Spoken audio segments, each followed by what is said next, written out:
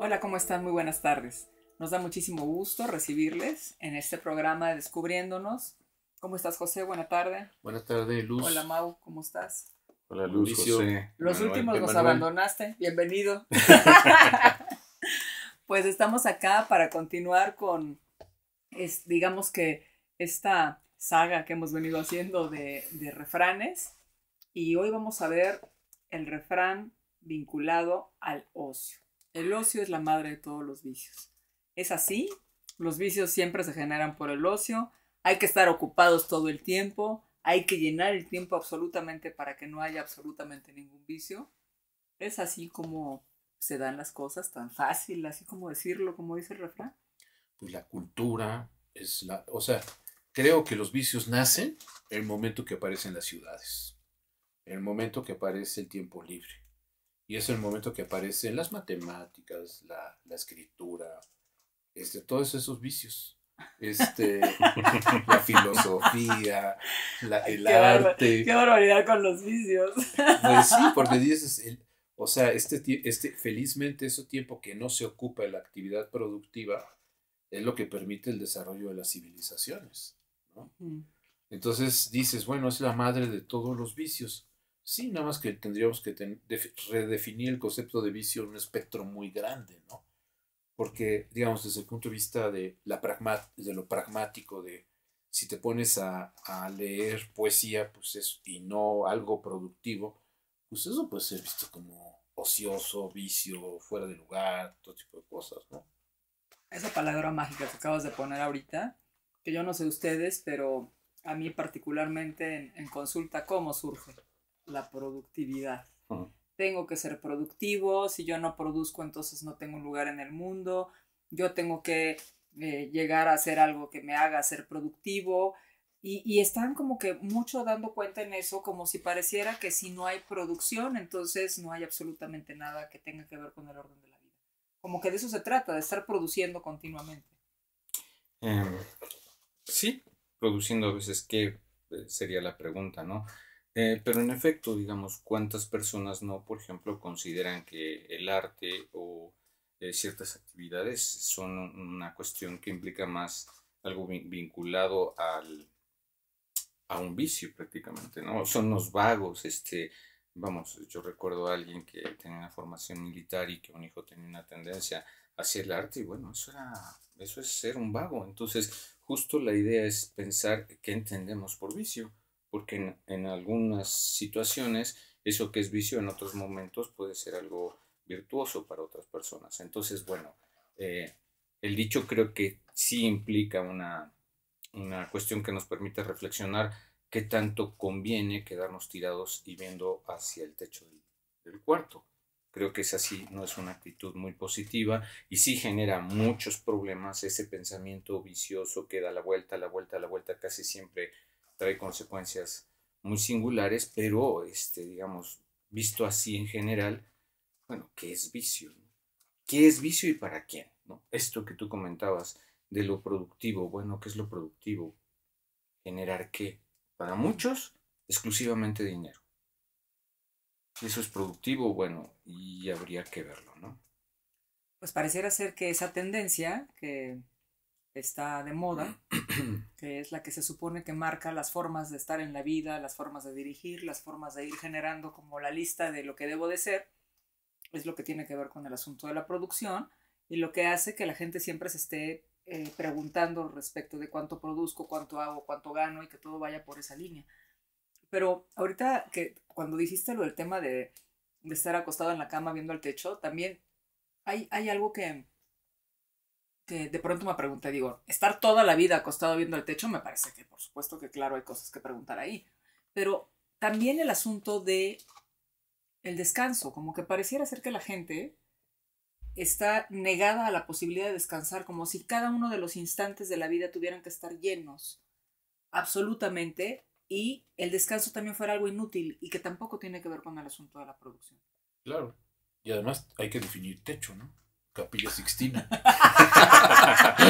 Está acostado viendo el techo, dice la Capilla Sixtina. Dices, No, Sí. bueno, No, ahí no, no, te puedes no creo pasar que ahí, no creo que nos lleguen a semanas. contar de ahí, güey. Bueno, nomás digo, estamos definiendo los conceptos, estamos en eso, estamos ahí. Pero sí está esta parte como de Las efectivo, constelaciones. las constelaciones, ¿no? Ver el oso, otro tipo de cosas. Ujú. Y también es verdad que cuando uno escribe o cualquier actividad productiva requiere o sea, la persona puede ser lo que, digamos, no es lo que está diciendo Mauricio, pero digamos que al estar viendo el techo, está escribiendo. O sea, en su cabeza está escribiendo. Lo que dice Mauricio es como este sentido vacuo, ¿no? Como Claro. de estar ahí sin poder ocuparte de tu vida, ¿no? Como un sentido simplemente de atrapamiento, ¿no? Pero lo que es verdad es que, digamos, el ocio, por ejemplo, en esto que estamos hablando, está muy como considerado negativo Ujú. por todo el espectro de la productividad y el ocio, este parte donde el ocio es absolutamente indispensable para las grandes producciones filosóficas y todo eso. Y vemos como en muchos países del mundo se quiere retirar de las carreras, perdón, de los estudios secundarios, preparatorios y demás, las materias de filosofía, por ejemplo. Todas las humanidades. Las humanidades, las artes, todo ese tipo de cosas, porque conciben la técnica, el sentido del tecné, de la parte productiva, como aquello valioso, importante y lo demás, y que lo demás es vicio. Entonces, pues ese es el tema de la ignorancia y digamos, de cómo hay una bola de ignorantes que están gobernando y generando esa posibilidad de ver las cosas con ese sesgo que quiere convertir todo en tecnología, ¿no? En técnicas, y no el sentido de universalidad de la universidad, la universalidad del conocimiento, los diálogos, los diferentes planos que ocurren, en donde, o sea, cualquier cosa que queramos plantear hoy está atravesada por una cuestión transdisciplinaria, planos, y todo eso se obtiene por especulación, todo eso se puede por ocio, por estar pensando las cosas y no cultivando la tierra. Sí. Y esto que decías también, de que el ocio siempre está visto de una manera negativa, esta manera en la que acostumbramos a tener que estar haciendo clasificaciones absolutas, cuando eso puede moverse en un espectro que puede ir atravesando miles de circunstancias y que pueden ser benéficas para otros, que forma parte del camino, que no necesariamente tiene que ser negativo, pero que a veces cuando oímos este tipo de dichos, que se convierten ahí como de estar en la cultura popular, rezándolos como para pues negativizar o para descalificar a quien tiene ratos de ocio, a quien está dirigiendo sus expectativas, sus caminos hacia estos temas de preguntarse, a la filosofía, al arte, esto que decías, ¿no? De la experiencia del militar con el hijo. Entonces, inmediatamente ya es una descalificación, ¿no? Y ya no se permite la posibilidad de preguntar que todo lo otro forma parte de la vida misma. Y bueno, yo diría que la mayor parte de los dichos, en efecto, podemos decir, el ocio es la madre de todos los vicios. Pues sí, pero lo interesante y los matices más importantes están en las particularidades que eso implica, que es ocio, ¿no? Que es vicio, Vicio. como si fuera tan sencillo. El vicio tiene una connotación enorme de una carga moral extrema y sabemos que la moral tiene que ver con un momento histórico. Entonces, lo interesante de estos dichos es que como generalidad es una cuestión muy problemática, porque lo enriquecedor está en esos matices que pueden presentar infinidad de variantes, que eso es lo que creo que vale la pena y que es lo que de alguna forma estamos discutiendo. En efecto, si ser productivo es generar dinero, bueno, la filosofía no es precisamente una actividad muy lucrativa, ¿no? En ese sentido, pues es como para ser descartada. ¿Cuántas em, jóvenes que buscan como alternativa de estudio a la filosofía inmediatamente son descalificados como te vas a morir de hambre? ¿Y eso para qué sirve? Y bueno, te das cuenta entonces, una actividad que ha llevado, yo diría, a la cultura al punto en el que estamos en muchos sentidos, en otros no tanto. Bueno, está absolutamente descalificada como no productiva. Ujú. Y bueno, ¿qué de tanto tiene que ver la filosofía con el ocio? Yo diría que muchísimo, ¿no? Muchísimo. Y también esta parte, sí, sin duda, pero además, por ejemplo, si revisamos a los presocráticos o a todos los filósofos de la época, incluso hasta de otras nacionalidades, ¿no? Lao Tse, Confucio, todos vienen de sus familias acomodadas. Mileto, Tales de Mileto. Mileto era un puerto importantísimo y entonces todos eran gente que podían dedicarse al ocio y entonces hacían filosofía. Si no, no hubieran podido. Pero también este sentido de vicio, ¿no? Que es un sistema de categorías y de conceptos que están ceñidos a las épocas, como lo dijiste, las épocas, las circunstancias. Por ejemplo, hace 10 años el consumo de marihuana se pensaba que podía ser un vicio. Hoy se habla del consumo de marihuana que puede ser una actividad recreativa. Entonces, gracias a pensar que puede ser una actividad recreativa, es que se está legislando a favor de eso porque no es un vicio. Entonces, este tipo de cosas, por ejemplo, la ludopatía. En México hay leyes para que no se puedan instalar casinos, toda una serie de cosas, porque no quieren generar esos vicios, porque suponen que ese tipo de cosas abren las puertas a la ludopatía, todo ese tipo de cosas.